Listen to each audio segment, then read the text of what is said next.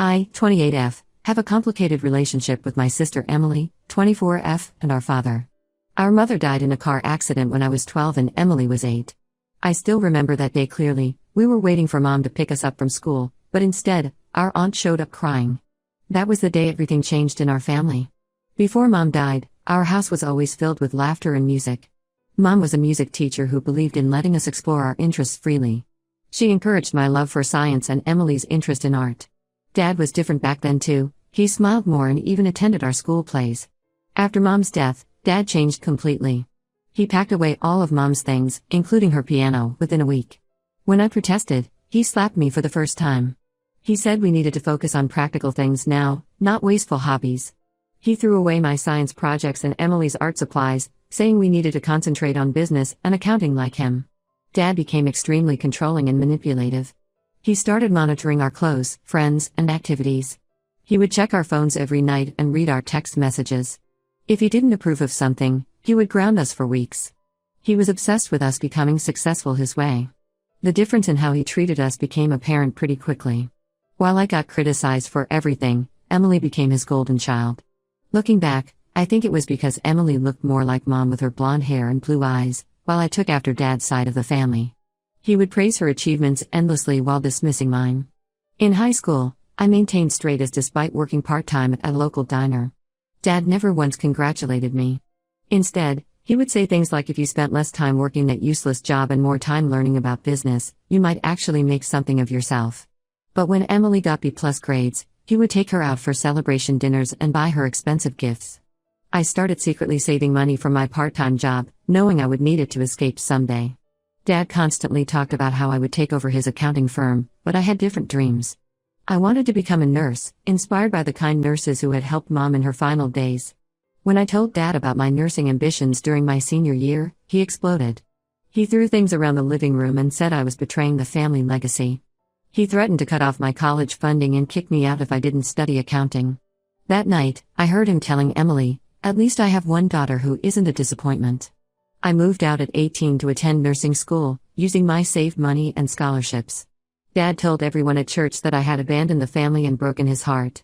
Emily, who was 14 then, stopped talking to me for months because Dad convinced her that I had chosen strangers of her family. Over the next few years, Emily followed Dad's path exactly. She studied accounting and started working at his firm right after college. Dad made her a partner within her first year, even though she had no real experience. Several senior employees quit because of this blatant nepotism, but Dad didn't care. He would brag about how Emily was the good daughter who understood family loyalty. Despite everything, I tried maintaining contact with Emily. We would meet for coffee every few weeks, and I noticed how Dad's controlling behavior had affected her. She needed his approval for everything, from what to wear to who to date. She broke up with her college boyfriend because Dad said he wasn't ambitious enough. Last year, Emily started dating Mark, one of Dad's business associates. He's 39 years old, 15 years older than her and exactly like our father. The first time I met him at a family dinner, he ordered Emily's food without asking what she wanted. He also kept interrupting her and making decisions for her. When Emily looked at Dad for approval, he was beaming with pride. I tried talking to Emily about the red flags I noticed in Mark's behavior. How he would check her phone when she wasn't looking, how he would make subtle comments about her weight, how he would criticize her career choices despite her being a partner in Dad's firm. But Emily dismissed all my concerns, saying I was just jealous of her happiness. Things escalated 6 months ago when Emily announced her engagement to Mark. Dad threw them an extravagant party, showing off his successful daughter and future son-in-law to all his business associates. Throughout the party, Mark treated Emily like a trophy, parading her around and speaking for her when anyone asked her questions. The final straw came last week. Emily called me at midnight, crying hysterically. She had found messages on Mark's phone showing he was still married to someone else. She asked if she could stay with me for a few days to clear her head. I immediately agreed and prepared my spare room. But the next day, Dad showed up at my apartment, raging. He accused me of trying to poison Emily's mind against Mark and ruin her chances at a good life, just like I had ruined my own by becoming a nurse. Emily walked in behind him, completely transformed from the crying mess she had been the night before. She said Mark had explained everything, his divorce papers were just delayed due to court backlogs. She called me jealous and toxic for trying to break up her relationship. I finally lost my temper. I told Emily she was making a huge mistake by trusting Mark and that she had become Dad's puppet, unable to think for herself. She slapped me and said I was dead to her.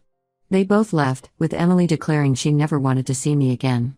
Now Emily is getting married next month, and Dad called yesterday saying I should apologize to both Emily and Mark if I want to attend the wedding.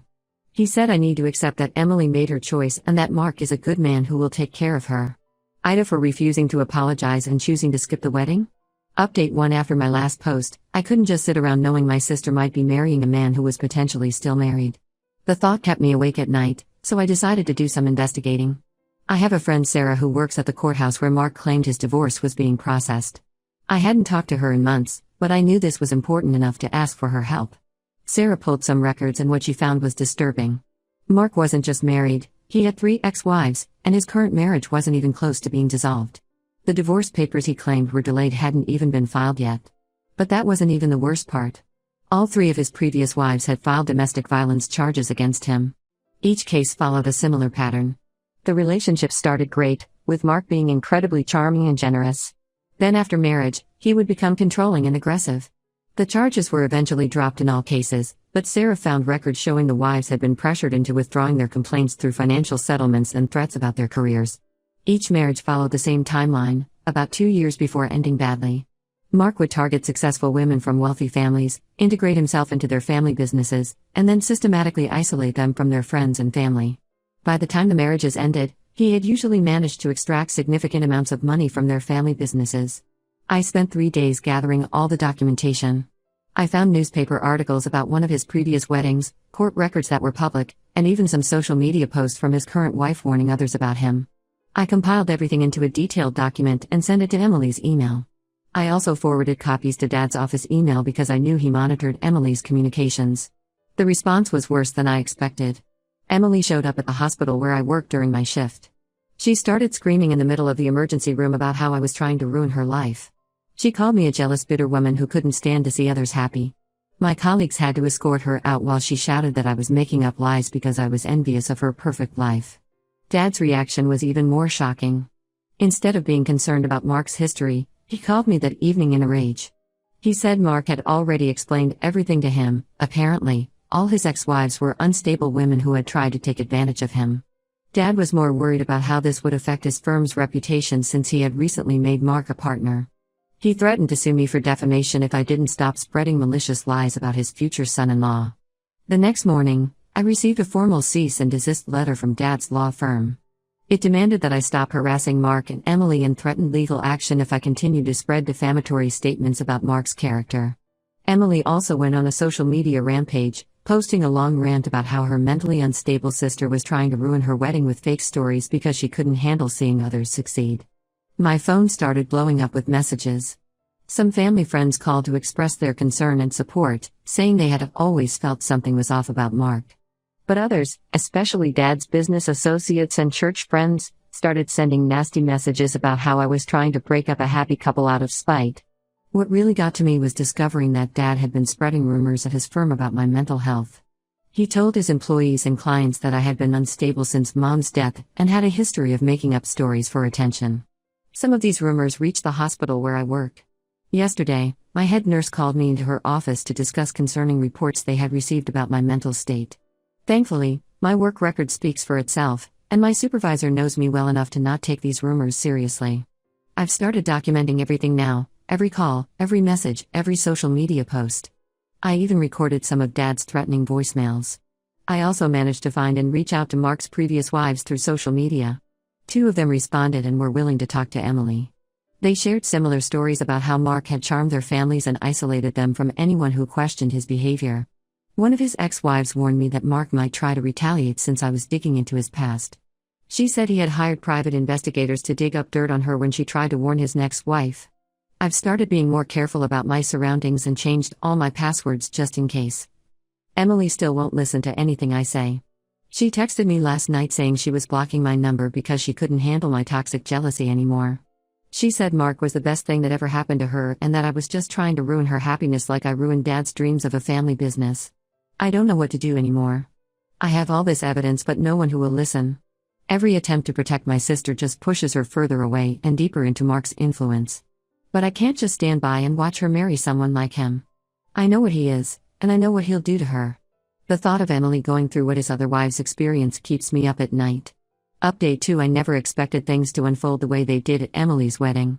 I didn't attend, but my cousin Sarah agreed to go and keep me updated. She called me immediately after everything went down, and the details she shared were shocking. The wedding was held at Dad's church, the same one where we had Mom's funeral. Emily had invited almost 300 people, mostly Dad's business associates and church members. Sarah said Emily looked nervous during the whole ceremony, nothing like an excited bride. She kept looking at Dad for reassurance, while Mark seemed more interested in networking with the business people in attendance. The moment that changed everything came when the priest asked if anyone objected to the marriage. Sarah said the church doors burst open, and a woman walked in. It turned out to be Rebecca, Mark's current wife. She had somehow found out about the wedding and came with proof that their divorce wasn't just delayed, Mark had never even filed the papers. Mark completely lost control when he saw Rebecca. He started shouting in the middle of the church, calling her crazy and unstable, the same words he had used to describe all his previous wives. When Rebecca tried to show Emily the proof she had brought, Mark actually lunged at her. He had to be physically restrained by several guests when he tried to grab the documents from Rebecca's hands.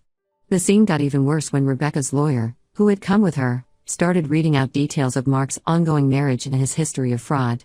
Several of Dad's business associates were present, and they heard every word about how Mark had embezzled money from his previous wife's family businesses. Emily had a complete breakdown at the altar. Sarah said she just stood there, shaking and crying, while Mark was being escorted out by security. Dad tried to salvage the situation by telling everyone it was all a misunderstanding, but the damage was done. Most guests left quickly, obviously embarrassed and shocked by what they had witnessed. Instead of coming to me, Emily went straight to Dad's house. Sarah told me Dad somehow managed to convince her that this was all my fault. He claimed I must have tracked down Rebecca and planned this humiliation to ruin Emily's reputation. Emily, as usual, believed every word. Yesterday, I received a 5-page email from Emily. She wrote that I had finally succeeded in destroying her life completely. She accused me of hiring Rebecca to crash the wedding and claimed that I had orchestrated the whole scene because I couldn't stand to see her happy. She wrote that she would never forgive me for humiliating her in front of everyone who mattered. Dad has been busy doing damage control at his firm. He's telling everyone that I plotted with Mark's wife to ruin my sister's wedding out of jealousy. Several of our relatives have taken his side, saying I went too far this time. When I tried explaining that I had nothing to do with Rebecca showing up, my Aunt Linda told me that no one would ever believe me after what I did to poor Emily. The truth is, I had never even contacted Rebecca. I had reached out to Mark's previous wives, but Rebecca wasn't one of them. She had found out about the wedding through her own sources. I later learned that she had been trying to serve Mark divorce papers for months, but he kept avoiding them. The most frustrating part is that even after everything that happened, Emily still can't see the truth. She's more angry about the wedding being ruined than about Mark's lies. When Sarah tried telling her about Mark's reaction at the church, Emily defended him, saying he only acted that way because he was provoked. Dad is now facing questions from his business partners about Mark's involvement in the firm. Apparently, some clients are concerned about having worked with someone who has a history of financial fraud. But instead of accepting that he made a mistake in trusting Mark, Dad is blaming me for causing problems in his business. I'm actually relieved the wedding didn't happen, even though this wasn't my doing. At least Emily didn't end up legally tied to Mark. But it breaks my heart that she still can't see how Dad's manipulation has affected her judgment. She's so used to believing his version of reality that she can't even recognize the truth when it literally walks through the church doors. Update 3: The past 6 months have been a roller coaster of events. After the wedding disaster, things started unraveling at Dad's firm. Their accountant discovered that Mark had been quietly siphoning money from client accounts. When they dug deeper, they found he had transferred nearly $300,000 to offshore accounts during his time at the firm. Emily and Dad tried to sue Mark, but during the legal proceedings, even more dirt came out. They discovered Mark had done this to all his previous wives' family businesses. He had a pattern of integrating himself into family firms, gaining access to accounts, and slowly stealing money while keeping everyone distracted with his charm and business promises.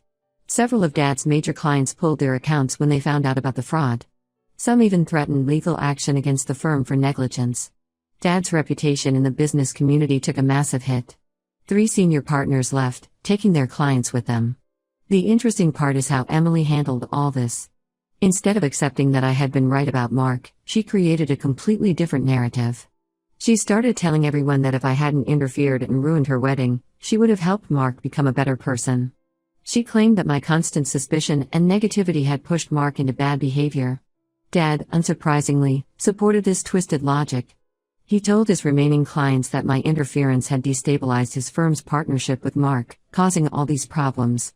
Some people actually believed this ridiculous story, including our extended family members who still blame me for everything.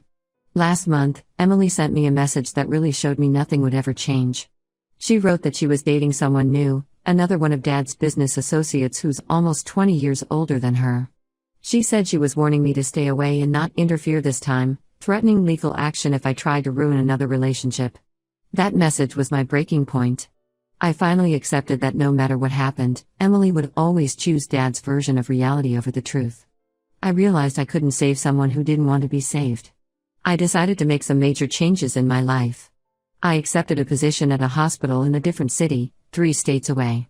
I moved without telling any family members my new address. I blocked Emily, Dad, and anyone who might tell them where I am. Some relatives think I'm being cruel, but I'm done sacrificing my peace for people who only bring chaos to my life. Looking back, I can see how Dad's manipulation affected both Emily and me differently. It made me fight for independence, while it made Emily completely dependent on his approval. She's still stuck in the cycle of seeking Dad's validation through the men he chooses for her. Mark is now facing multiple fraud charges from his various schemes, but Emily still believes he would have changed if I hadn't interfered. Dad is struggling to rebuild his firm's reputation, but he's more focused on blaming me than acknowledging his own poor judgment. I'm finally at peace with my decision to go no contact. I've made new friends at my new workplace, joined a hiking group, and started taking evening classes to advance my nursing career. Sometimes walking away is the only way to protect yourself, even if it means leaving behind the people you once loved. I've learned that you can't help people who don't want to help themselves, and you can't make someone see the truth when they're committed to believing lies. All you can do is protect your own peace and move forward.